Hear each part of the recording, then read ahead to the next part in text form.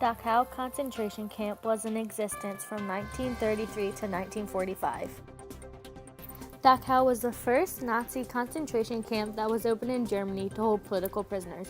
This camp opened in 1933 by Himmler, and they enforced labor. In this camp, there was 100 subcamps, which most of them consisted of being work camps. Later on, this camp started to imprison Jewish people, Australian criminals, foreign people trying to invade Germany. There were 32,000 documented deaths at Camp Dachau.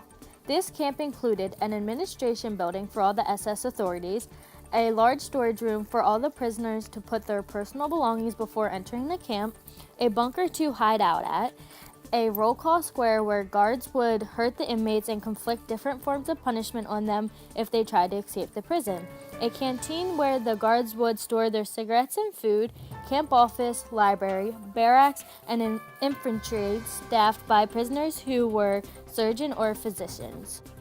As far as the prisoners themselves, they were all classified by different color badges. Political prisoners who got arrested wore red badges. Professional criminals who went to court wore green badges. Kripo prisoners arrested by the criminal police wore brown badges. Work-shy and asocial people sent by the welfare authorities or homosexuals sent by the criminal courts wore pink badges. Immigrants who were arrested wore a blue badge. Race polluters arrested by criminal courts wore badges with a black outline. Second-term criminals were arrested and wore a bar matching the color of their badge. Idiots wore a white armband with a label idiot on it. And Jews who were incarcerated in Dachau camp wore a yellow badge combined with another color. Camp Dachau was heavily guarded to make sure that no prisoners could escape alive. There was a 10-foot wide no man's land to make sure that none of the prisoners could escape. This was the first marker of confinement for the prisoners. This area was also guarded with guard towers and had guards up in them with lethal weapons to murder the victims. Sometimes prisoners choose to commit suicide by entering the no man's land. Next, if they made it past there, was an 8-foot wide creek which was 4 feet deep and it was connected to the river Amper. There was also an electrical charged barbed wire fence surrounding the camp. Prisoners were also used for medical experiments that were conducted at KZ Dachau. Due to this, many prisoners had died. Some of the experiments done on the prisoners were they were exposed to vats of icy water or being strapped naked outdoors in freezing temperatures. The victims suffered through a lot of pain, they foamed out of the mouth, and they lost consciousness. The original records for the experiments were destroyed. They did not want the American soldiers to see what had been going on in their camps, and they wanted to try to keep it all a secret or push it all under the rug to make sure that no one would ever figure out what happened during World War II. In 1945, U.S. troops marched into Bulgaria. The commander of Dachau suggested that camp should be turned over to the Allies.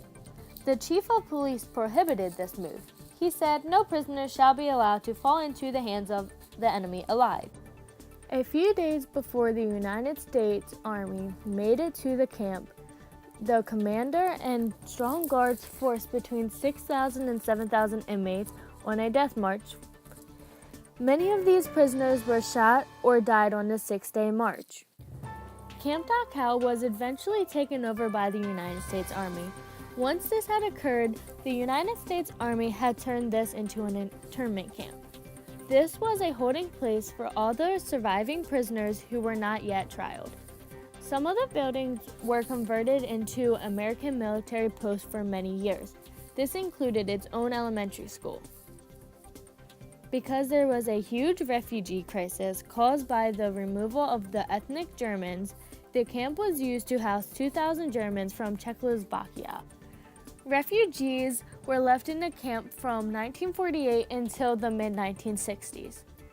During this time, former prisoners came together to extract a memorial on site of Camp Dachau.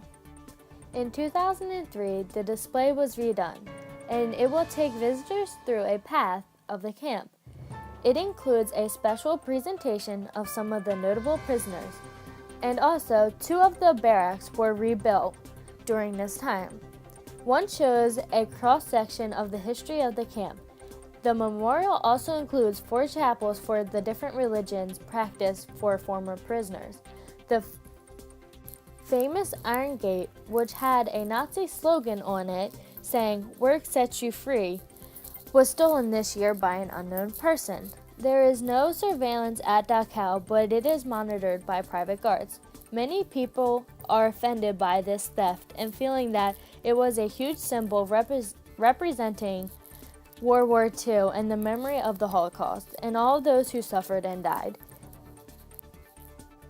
Now I'm going to take you on a virtual tour of all the areas in the surrounding area of Camp Dachau and some of the more secretive rooms inside. This here is a picture of the outside of the crematorium. As you enter inside, you will see 2 large ovens with a little stand to place the bodies on. Once then, the body is inserted into the ovens and then created into ashes. Here is the view of the roll call area mentioned in the beginning of the presentation. This was where the guards would hurt the inmates and inflict different forms of punishment on them for various reasons. Most of the time, this was used for prisoners who were trying to escape the camp. As you can see, the prisoners were not treated very well in Camp Dachau, but the prisoners did get the luxury of having bunks. Even though they were made out of wood, they were still something for them to sleep on. Also, here is an image of the toilets where the prisoners would use the restroom. There was no privacy whatsoever because the guards did not care about how the prisoners felt or their privacy. Thank you for watching my presentation on Camp Dachau. I hope you were informed about a lot of things that happened there.